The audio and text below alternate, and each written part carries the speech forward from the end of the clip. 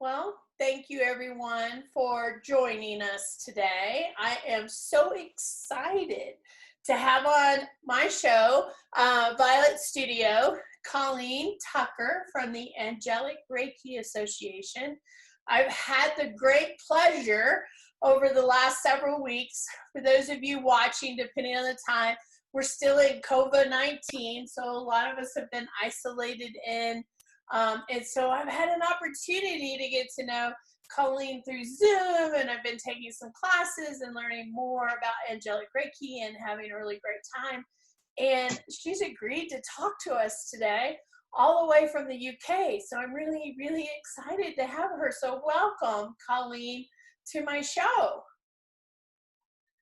Thank you so much, Violet. It's an absolute pleasure to be here with you today. I love that.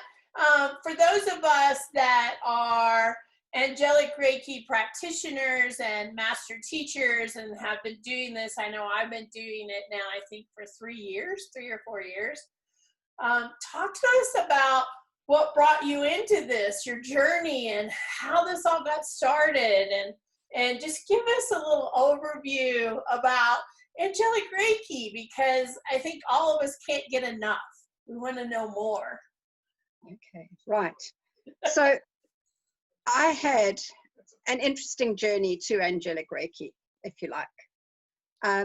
I became involved in spiritual stuff, I don't know, maybe 30 years ago. I sat circle. I was part of various study groups, Alice Bailey, Madame Blavatsky, all that kind of thing. But this was all back in South Africa where I was born. And then my husband and I decided, he to move back to the UK and me to emigrate. So we arrived here, and it took about 2 years, and, you know, setting yourself up and all the rest of it. And then my stepdaughter was going to have a reading with a lovely lady in a town called Reading. And I said to her, book me an appointment. It would be worth, you know, just checking in to see what's going on, to see whether my intuition and what they've got to tell me are kind of on the same plane. And I go along to see this lady, and she says to me, I walk in the door, and she says, what are you doing here? I said, I've come for a reading. Oh, but you can do this for yourself. I said, yes, I know, but I have a couple of questions. And oh, well, sit down then. So she wasn't being nasty. She was just kind of like, why are you here when you can do this for yourself? Anyway, we get past the beginning stages of the reading, and she says to me, well, what do you actually want to know? So I said, well, what I would like to know is what I should be doing. Oh, she looks at me and she says, you should be working with angels. And what went through my mind at that point was, what? Those fluffy white things. Okay. Right. So she said to me, look, go do yourself a favor, go to a little workshop where you can meet the angel energies, because that's the problem.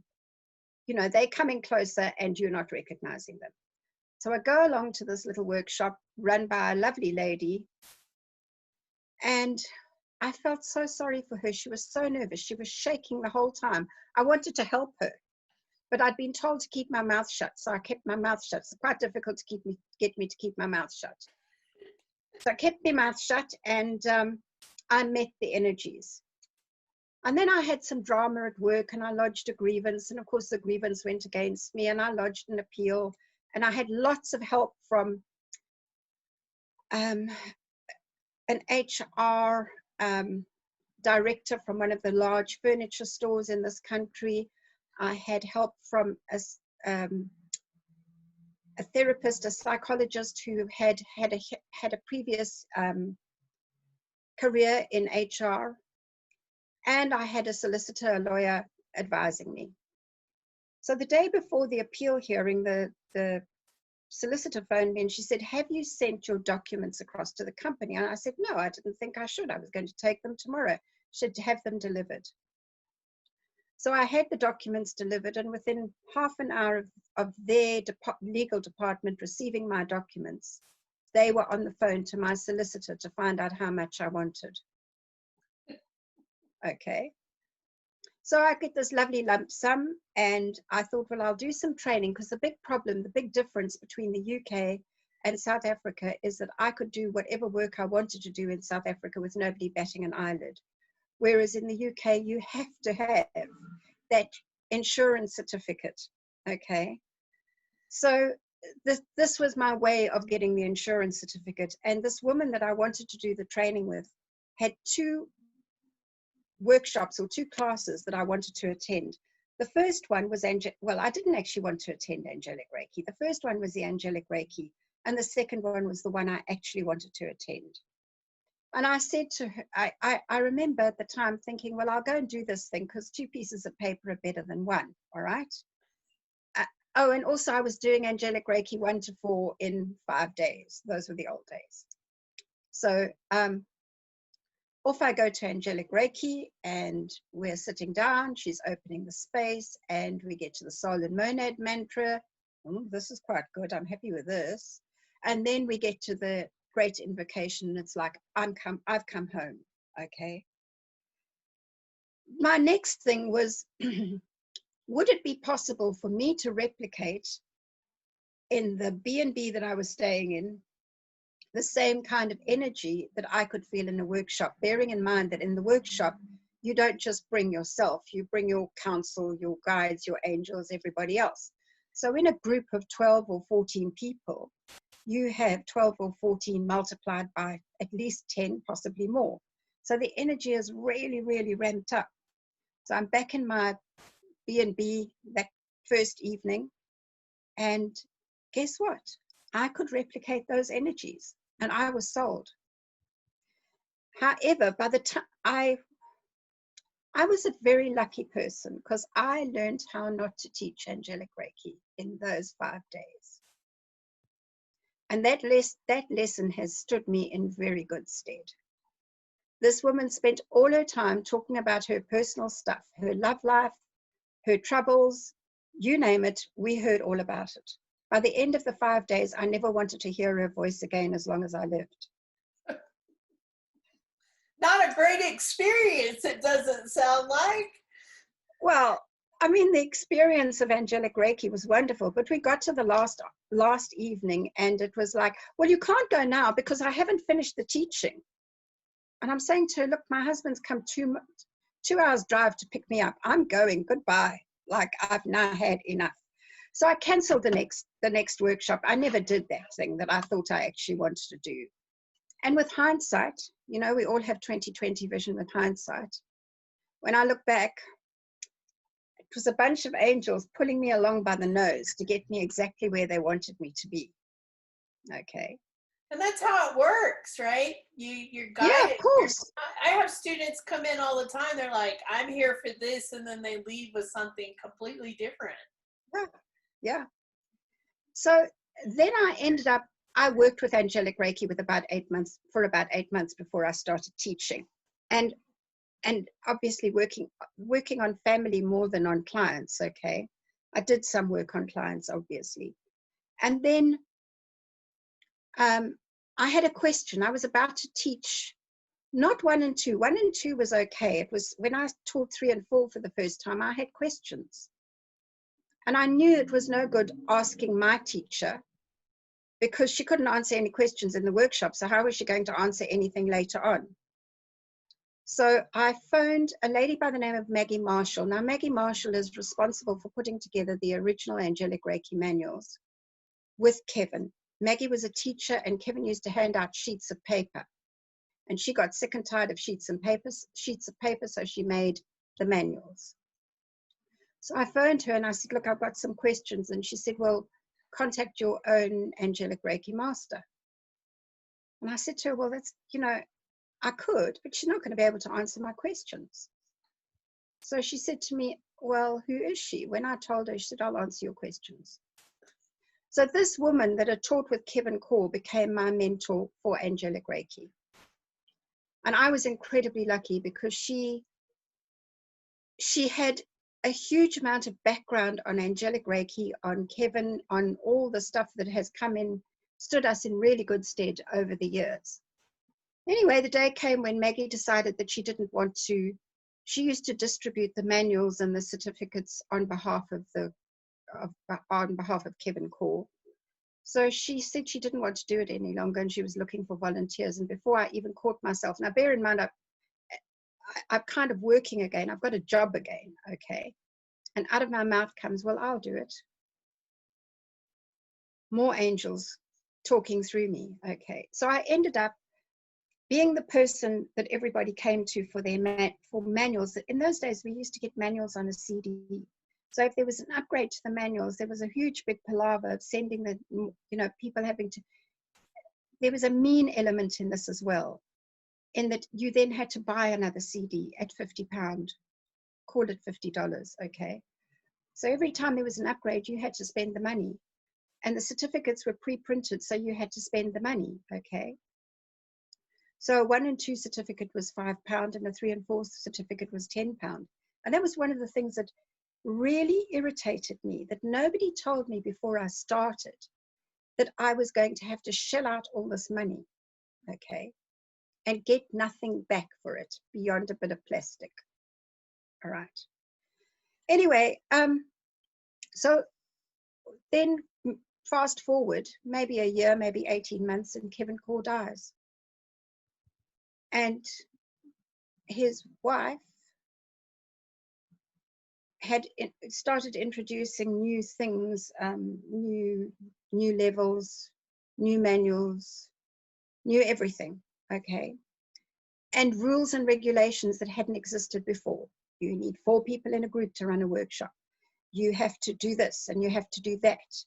Well, by the time you've done everything she wants you to actually do before you can run the workshop, you're exhausted, okay? So people started complaining, and I was the sort of hub that they were complaining at, and I was going, I'm kind of watching my mouth here. I've already worked out that there's no way this is appearing in the UK. It'll have to be on your side of the pond, okay? Because I've already said too much about some stuff to publish this in the UK. Anyway,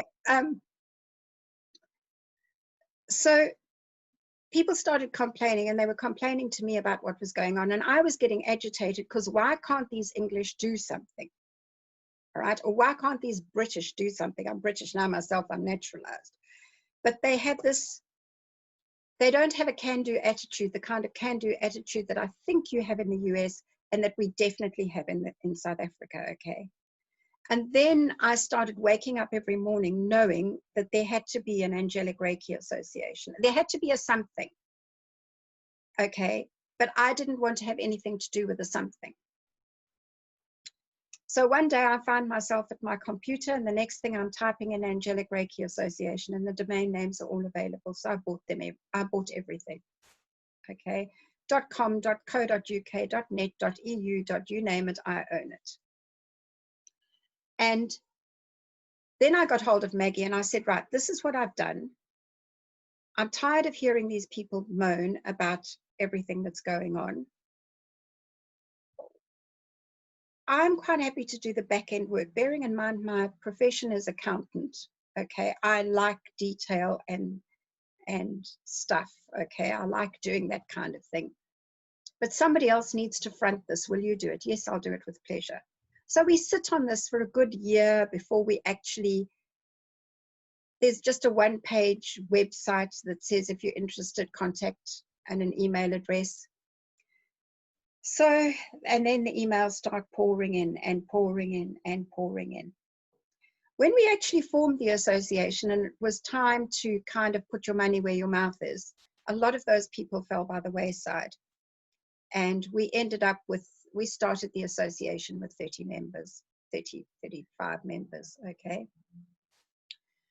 And then there was a very funny story.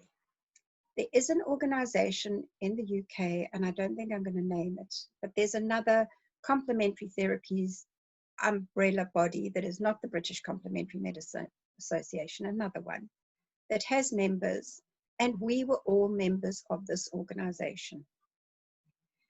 And Christine Core got this woman to change the information about Angelic Reiki on this organization's website. So I wrote her a very nice email and I said, look, you represent all of these people, including all of us Angelic Reiki people. Please could you moderate, edit your Angelic Reiki stuff so that it is reflective of both groups. So she must have, no, I phoned her. I didn't write to her. I phoned her. And she said to me, I'm not interested in politics. And she kind of put the phone down. Oh boy, was I boiling at that point. So I wrote her a very nice email telling her that it was not politics, it was ethics. And I fiddled with the email throughout the afternoon and the evening, and at about 11 o'clock that night, I hit send. She got into her office at 9 o'clock the following morning, read the email, lost her temper, and sent her response not just to me, but to everybody in her organization. It was the kindest thing she'd ever done, because guess what? We got a whole lot of new members. Okay. But now we were in a pickle, because it was because of this organization that we were members of the British Complementary Medicine Association. Now, the British Complementary Medicine Association is the oldest, or one of the oldest, umbrella bodies for complementary therapies in the United Kingdom. We represent a broad range of therapies, and there is a clout to being a member of the British Complementary Medicine Association, in the sense that it is highly regarded. When the House of Lords, our government is divided into two houses, the House of Commons and the House of Lords. When the House of Lords was preparing a report on complementary medicine, it was the BCMA that was consulted. When anything is happening to do with complementary medicine, we are consulted. And I'm saying we because I'm privileged enough at this point in time to be the chair of the British Complementary Medicine Association, as well as the founder and chair of the Angelic Reiki Association. So now, as I said, we have this conundrum. We have to belong to an association to belong to the BCMA. You have to belong to another organization to belong to the BCMA. So this woman gets hold of me and she says, well, what are you going to do now? Because who's going to do the BCMA stuff? I said, actually, that's very simple. I can do it.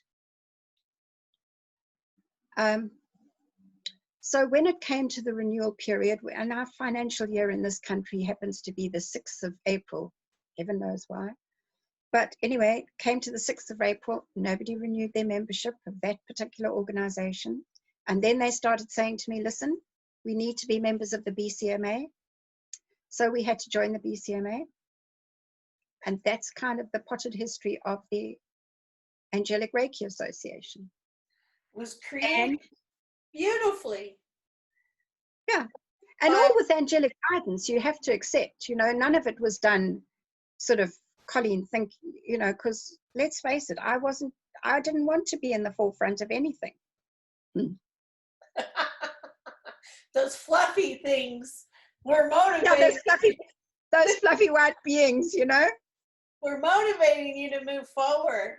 Well, what makes Angelic Reiki different from other modalities? What's so special about this modality? Okay, so let's think about it.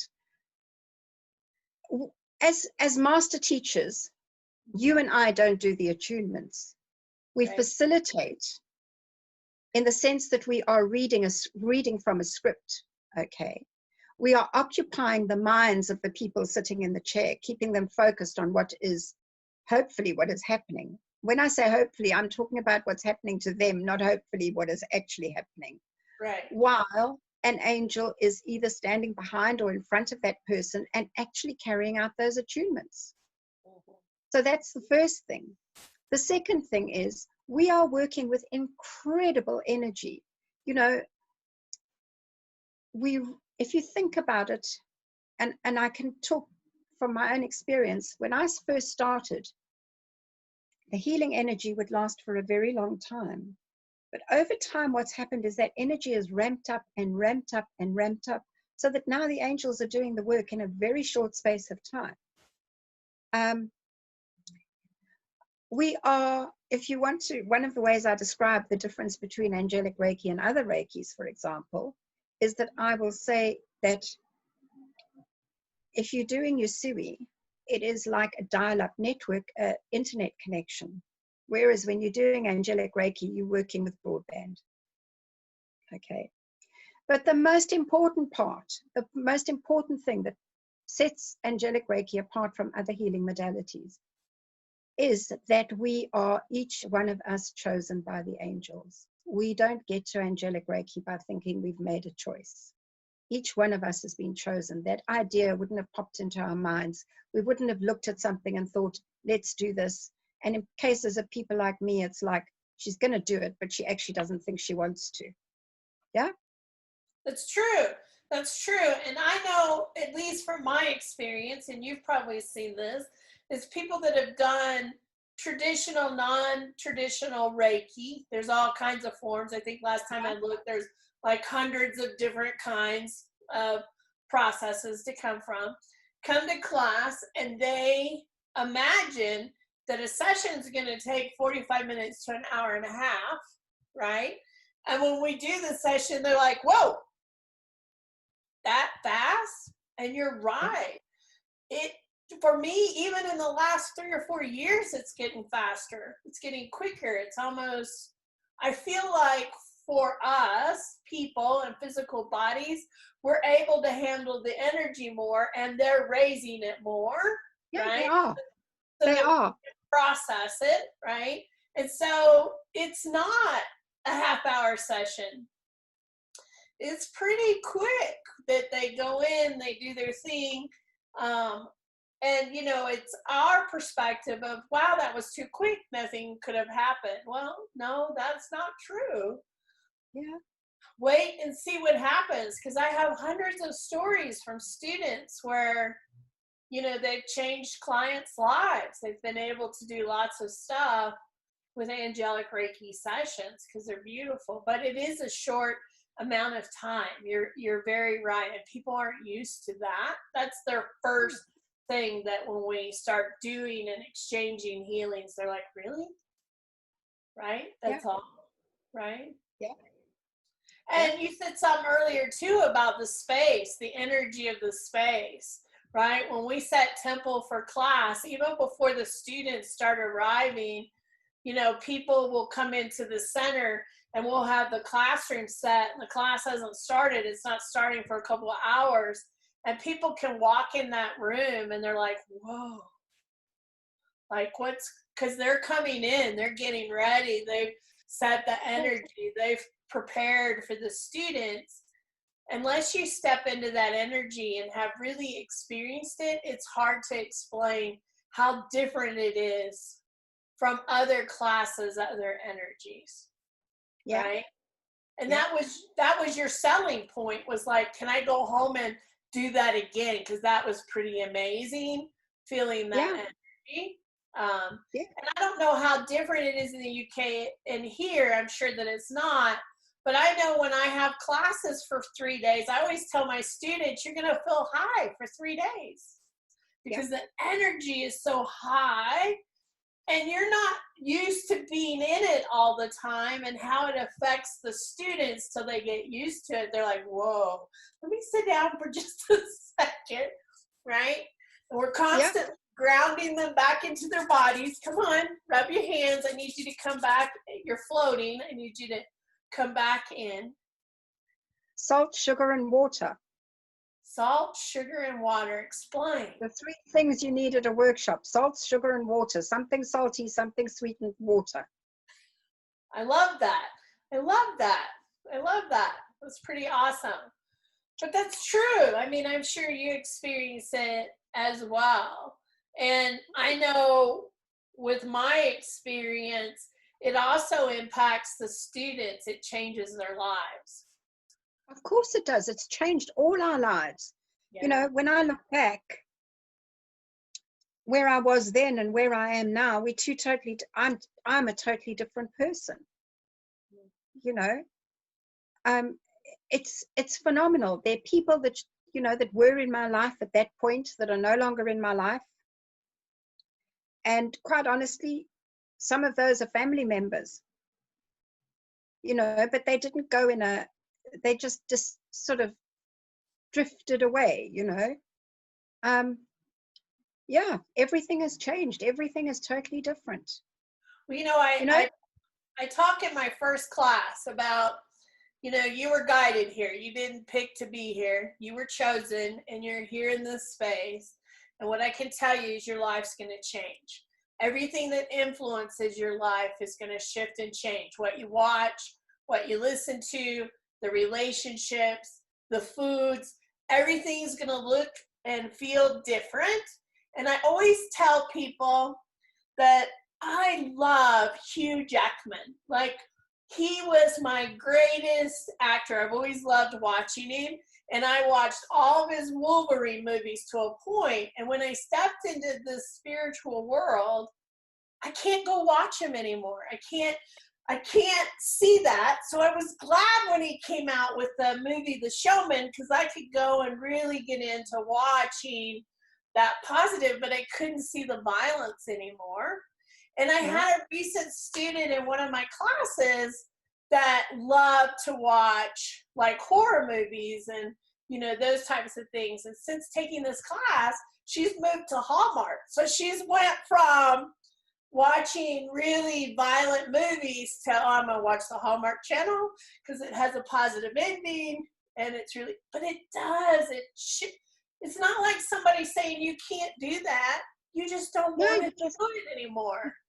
You just drift to somewhere different, okay?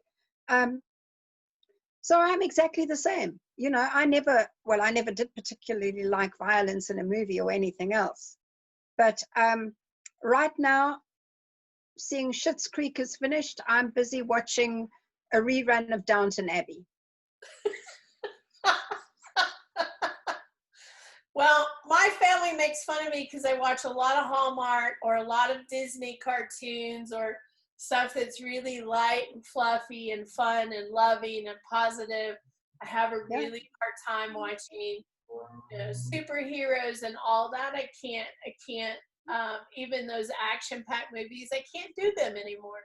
But I really believe Angelic Reiki was the turning point for me in that. It really shifted a lot of my perspective in my life, and really changed things, relationships, you know, what I want to do, where I want to go, what I want to be. And I know it's that energy and that influence because it's bringing in more light and pushing out other things, which just naturally shift all of us to a new place. It does. A new place. So people come and they're like, so I have students that come, I'm sure you do, they come because they want to learn more about angels, or they come because they want a new healing modality, or, you know, whatever draws them. And then when they get there, they're like, this was so much more than I ever expected.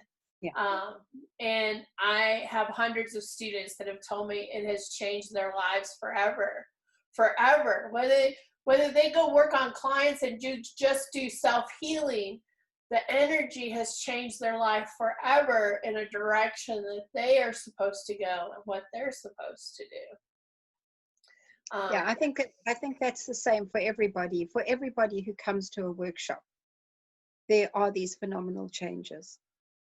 Some of them get a little bit. I'm thinking of one particular little girl who did Angelic Reiki back with me in 2005. And she kind of doesn't focus, okay? So she gets taken off here, taken off there, all the rest of it. And then she phones me and she says, Colleen, when's your next workshop? Can I come and sit in, please? I need to get back on track. And then she comes and sits in and she gets back on track. And then she goes off this way and that way. But yeah. For all of them, it has a very positive effect and their lives take a different turn. I haven't heard of anybody that's ended up suffering badly after doing Angelic Reiki. No, it's huge. It's huge. I was just going to say, and there's another thing. I don't think it should have been called Angelic Reiki. I think it should have been called Angelic Soul Healing. Ooh, yeah, I can see that, right? Because the Reiki gives people this idea that you're coming to learn a modality where you lay them on the table for 45 minutes to an hour, and then it's very traditional, and that's not what it is. And I don't know about you, but the galactic healers is another one that I get to in that part, and people are like, what? But they're very big part of this. I mean, I found, at least in my classes, they're a very big part of the energy and what comes in with our ascended masters, our galactic healers, and everyone that comes in is part of this beautiful modality and process. All those energies. It's very true. It's very true. It wouldn't be what it is without them. Okay. And what I love is when somebody will phone me and say to me, you know, Colleen, something really strange happened. I usually do exactly the way, you know, I was taught. But the other day I was doing healing, or self-healing, you know, I was doing some healing, whether it's self-healing or on a client. She said, no, and I've just put my hands on the person and everything is switched on. Yes, my dear, that's exactly how it works. You don't have to wait to do all the calling in and all the rest of it. We teach you about that calling in so that you can recognize these energies when they appear. Yeah, absolutely. Absolutely. Well, you're adding to the curriculum. You're coming up with some new programs to be offered. Talk to us a little bit about that for people that may not have heard about that as well. Okay, so the first one we launched is Angelic Reiki, the Metatron methods. That's a collaboration between myself and a chap by the name of John Bride. Now, John has quite an interesting history. He was a member of the Angelic Reiki Association. He resigned to go and do Christine Kaur's method because he thought he would learn more. And he came back after about 2 years. He came back to us. He couldn't fill his classes. His people were very unhappy, blah, blah, blah. And would I have him back? Of course I would have him back. I've got a soft spot for this man. Anyway, John came back, and he very kindly invited me to come and teach in North Wales, where he has his centre. And I've taught various things. We've been through a whole gamut of all the stuff I do. And last year sometime he said to me, he felt that there should be something between 1 and 2 and 3 and 4. And my feeling was, hang on, this is starting to sound like a Christine Kaur thing. And I didn't want to do that. And he said to me, no, he felt that there was a gap. He'd been getting information from Archangel Metatron, and he felt that there was this gap that we could fill with this new workshop. So this new workshop has some familiar stuff. It has some new healing methods, which may be familiar to other, you know, they may be familiar to other people, but they've been brought together in this workshop. And a lot of knowledge, theory that underpins Angelic Reiki. So that's what we did. We put this one together. I had the privilege of teaching you, or spending time with you while we went through it. I don't like the word teaching. Let's call it facilitating. And then the next one, it wasn't intended. I didn't intend, when I did Metatron methods, I didn't intend to go any further. But back in, oh God, when did I do it? In 2011, I think in 2011, I finished a years-long shamanic training. And in the East, with a shamanic training in the East, we deal with death and rebirth. And what we also dealt with was physical death at that point. And I was absolutely blown away by what I'd learned in that workshop. So I then went and did soul midwifery training with a lady by the name of Felicity Warner. And while the training I think I was disappointed with the training. I felt I had spent more money than the training justified, quite honestly. And then, you know how you sit with something for a while, and they started talking to me again and told me to put together a workshop, a death and dying workshop. So I put the death and dying workshop together, but people don't like titles like death and dying. They don't want to come to something that says death and dying. A few people did do the workshop. It's always been very well received. Its name then it got changed to Healing for Transition. And then it was called Healing for the Soul's Journey. Now I'm talking about over a period of 7 or 8 years, okay? And I maybe teach this workshop once a year. So along with all the other things that I taught up in North Wales, I taught them my death and dying, whatever you want to call it, workshop, okay? I still refer to it as death and dying. And they were blown away. And John said to me, we've got to get this one out.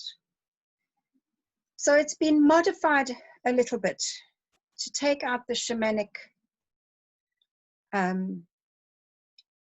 element. There's something about people who like angels, people who want to work with angels, don't seem to realize that every single Reiki, even angelic Reiki, comes out of shamanism. That shamanism was the forerunner of all of these healing modalities. Think about the American Indians. They have been doing their own form of healing and their own form of consulting for years, for thousands of years, okay? And so it's happened with every single indigenous tribe on the planet. They have all had their own individual ways of doing things, but if you actually analyze them, you would find that they all have the same kind of roots, okay? So these people that think we work with angels, but you know, we can't touch shamanic work, they actually need to have a little bit of a rethink. That's my opinion I'm sharing with you here. So we've made it, we have sanitized it for angelic people. Brought the angels in. I can understand that. I can. I mean, in our center, I have several people that I know that are called death doulas, and they go and do training to help people in their transition, but also to help their loved ones be able to support them. I think we use a different terminology, okay? We use the term soul midwife here, but you could very easily call us death doulas, because what we are doing is usually we're working with somebody who's had a terminal diagnosis. Somebody who's had a terminal diagnosis usually has a hard time coming to terms with that diagnosis, and it's helping those people go through that process, helping them to plan what they actually want when it comes to dying, right? And helping them and helping their families to cope with what is going on, but all the time your client at the forefront, okay? So it's practical stuff as well. It's like, you know, somebody's engaged me to work with them as a soul midwife. And some of the first questions I'm asking once we've got past the shock and the fear of the dying is, have you made your will? No, I haven't. Well, can we make an appointment with your solicitor to go and do that? Would you like me to take you? What can I do to help you with it? Would you like me to get the solicitor here? You know, the whole, all this kind of thing. So, and also working with, you know, working with a family. There are lots of exercises and techniques that we do in the soul midwifery practice that families can do for their loved ones. It's not just us. You know, that if you're seeing somebody once a week for an hour, or maybe twice a week for an hour, you are not there when they really, really, really need you. A family member's going to be there.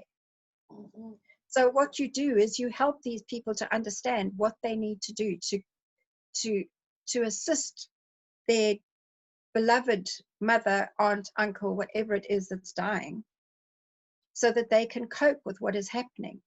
And at the same time, you're empowering them, because most people feel as though they are helpless when faced with somebody dying. Yeah, yeah. And we work with all sorts of things. We work with sound, with scent, with all sorts of things. It's beautiful work. It's some of the most beautiful work imaginable. I can imagine, and I've signed up to take that workshop so that I can teach it as well. Yeah. I have. I'm all in. I'm all in. I love this modality. I mean, it's definitely my heart center, and I love teaching it. I love seeing what it does to people. I teach lots of classes. I have lots of things that I offer, but this is one that is really important in my heart space to teach, and I love to teach it and see people step into this energy. I know what I keep hearing from the angels is it's too easy for us to take these classes and sit the book on the shelf and forget about it. So how do we keep people solidly engaged? How do we keep them, integrating and using it and moving it in? So I know from my perspective, they've been really encouraging me to do more shares and have things that people can connect with. I also offer my students to come back and take the class again and be part of the process, because sometimes a refresher or just getting back in the energy or getting engaged in it again is really powerful. And if I have an odd number of students, it's always great to have some additional people to come in and kind of help and be able to fill in and get to learn. So the angels have been really pushing me to do whatever I can to keep people engaged in this. Because you come, you go to a beautiful retreat or a beautiful workshop or a class and you learn all these beautiful things. You come home really excited and passionate about it for a few days, and then all of a sudden you get distracted and it drifts away, or life pulls you in another direction.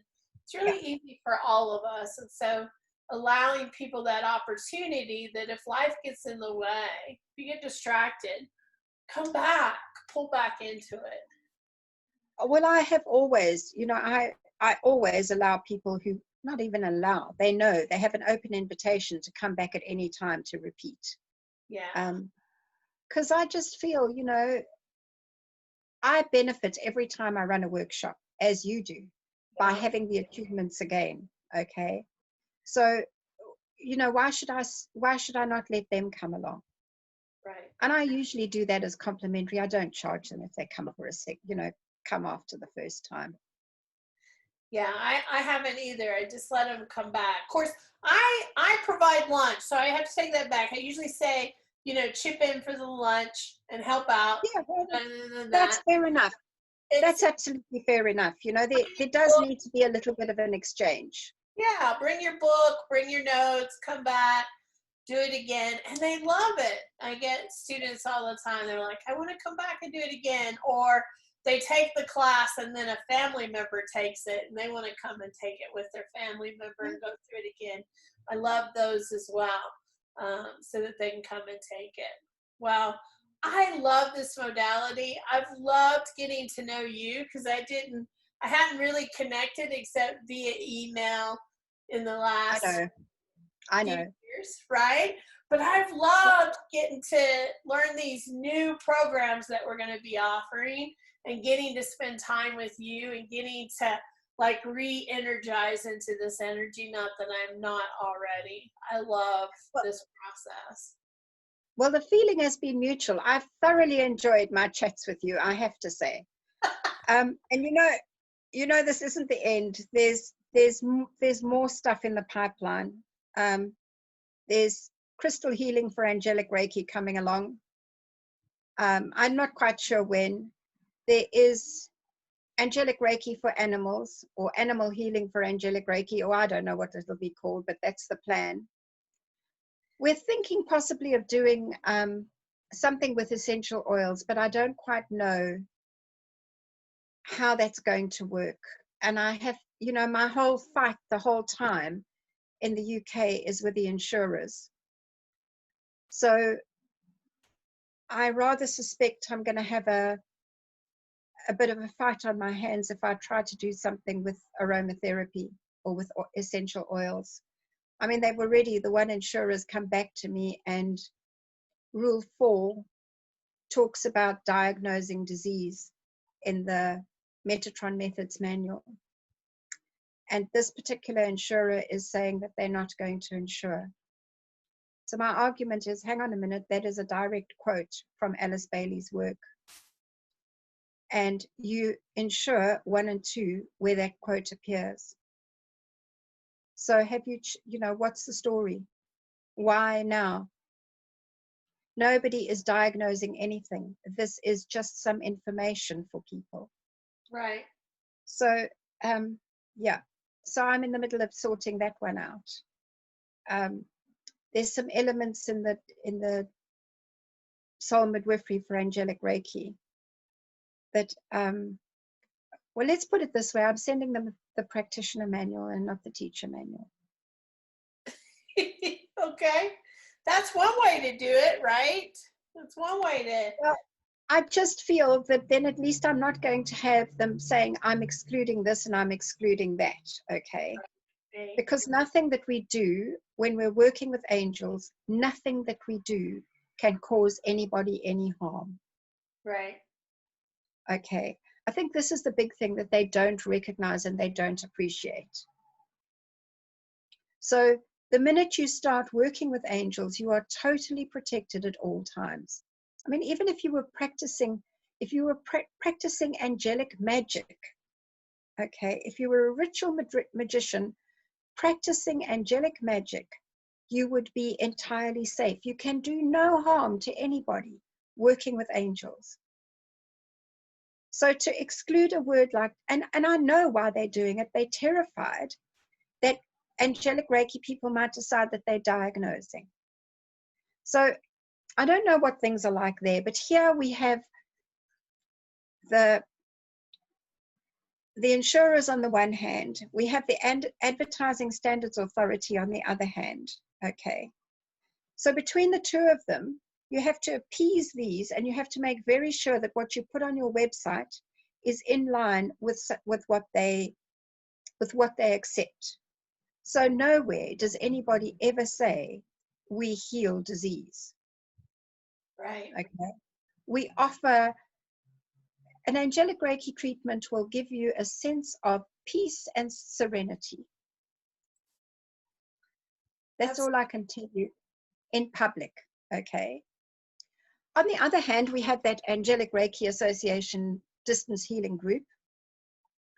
And, we get together at 7:30 on a Sunday evening, regardless of where we are in the world. So the Aussies start at their 7:30, and on the west coast of the US, their 7:30. So effectively, who's ever on the list is getting healing throughout Sunday, because of course Australia will start early on Sunday morning. And our healing list was, Amber Dickinson got hold of me and she said she'd like to do a distance healing list. And at the same time, I was kind of thinking about, we need to give something back. Okay, we need to give something back to humanity, really and truly. So we set up the distance healing list. It's on the website. Anybody can ask for healing and they get added to the list. And this list is now getting really long because we hardly ever take anybody off the list. So I don't know how many pages it's running into, but I can assure you that if I print them, there must be 6, 7, maybe 8 pages. Single spaced, 2 columns of names, okay? And Amber started this because her brother had an inoperable tumor in the brain. And he'd been given 3 months to live. Amber's brother's back at work and has been back at work for 5 years. And he credits the healing that he received from the Angelic Reiki group for that recovery. In my own family, my daughter was diagnosed with breast cancer. So she her name went on the list.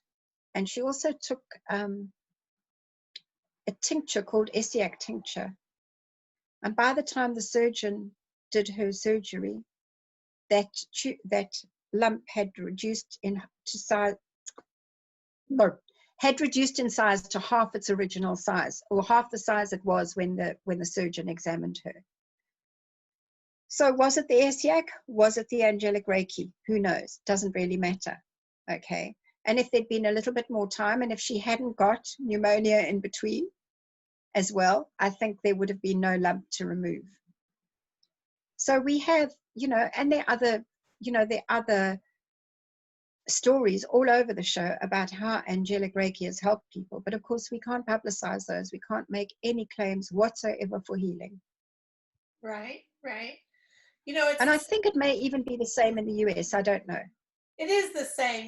We can't, if we're not a licensed physician, healthcare person, we cannot diagnose. We can't say that, we heal disease. It's the same thing. But like you, we have lots of stories of people that have seen amazing results from this healing modality. And you can't list those, but I love hearing about them, especially students fresh out of class that go out and give a session to someone and they get feedback that is really amazing and how it shifted and changed, right? Just additional reasoning why this is so effective and so important for the time. I just love Angelic Reiki. I love giving sessions. I love teaching it.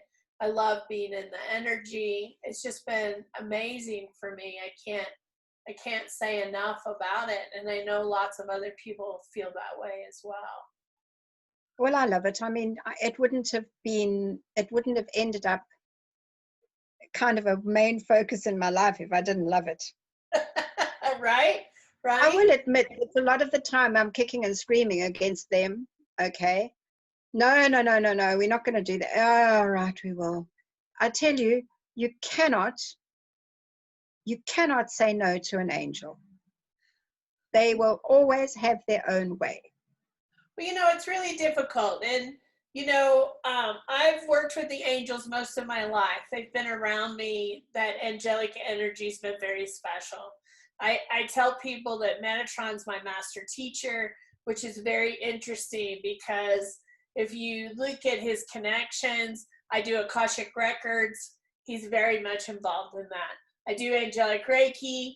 He's very much involved in this. I love Kabbalah. He's very much. So he guides me on his path, and, I learn something else new and then find that he's connected with it. And it's like, okay, I get it. You don't tell them no, you just kind of go. And when I made the decision to open the center, this came in as a have to take, and I'm so glad that I did, and it'll definitely always be a part of my center and what I do and what I offer.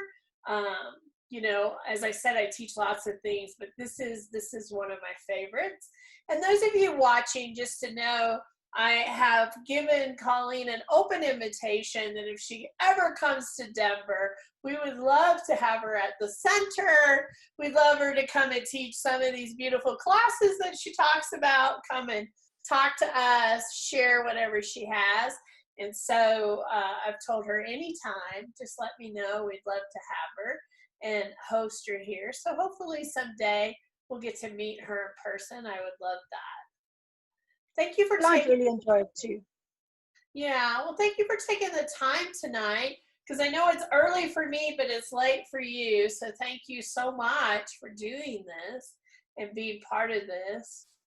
It's been a great pleasure. Thank you very much. And thank you also for inviting me to come along to your, what do you call it? My center, yeah, my center, my shop, my place, my classes. It's so big. It has lots of stuff. So we call it the center because it has a retail store. It has classrooms. It has practitioner rooms. So pretty big center. It sounds wonderful, but I was actually referring to this Zoom session that we're doing at the moment. Oh, Vialet Studio Thank you, Vialet Studio. Thank you for inviting me to Vialet Studio today. It's been an absolute pleasure to chat with you as usual. I love that. Well, if people would like to contact you, learn more about Angelic Reiki, or just get more information about this healing list that you have and some of the stuff going on, how would they do that? And I'll make sure I put it at the bottom of the video so that they can find it. So it's the Angelic Reiki Association website, which is www.angelicreikiassociation.com. Okay. They can contact me by email, colleen@angelicreikiassociation.co.uk. All right. I will definitely add those so that they have those. Perfect. And anybody that would like to contact me is most welcome to do so. As you know, I'm pretty quick to respond to most things. You are. You're amazing at that, keeping up with all these countries, all these people, all this stuff happening everywhere. You know, I know it has to be a full-time job, just keeping the flow of everything going. So thank you for that. Well, yeah, sometimes it is. Just a little before we go, just another little piece of lovely information. Our material, our Angelic Reiki material, is now available in Spanish, German, and Italian, aside from English. Isn't that fabulous? That is awesome. I think that's awesome. That means more people have access, more people can step in and learn. I love the idea of it being available in Spanish. I think that's very cool for people that need that. Well, it's been available in Spanish for as long as the Angelic Reiki Association has been around. But I've got this amazing friend, colleague, call her what you will, in Spain, who has become the designated translator for the Angelic Reiki Association. So the Metatron methods, the translation is complete. It's being proofread at the moment. So the Metatron methods in Spanish. And she will do the soul midwifery as well. Very cool. And the Italian stuff will be translated. Both of those workshops will be added to the Italian stuff as well. So we're kind of very international, you know. I love that. I think that's awesome. So awesome. Well, thank you so much for being here today. Thank you for all the great information. Thank you for giving me the time today. I really do appreciate it.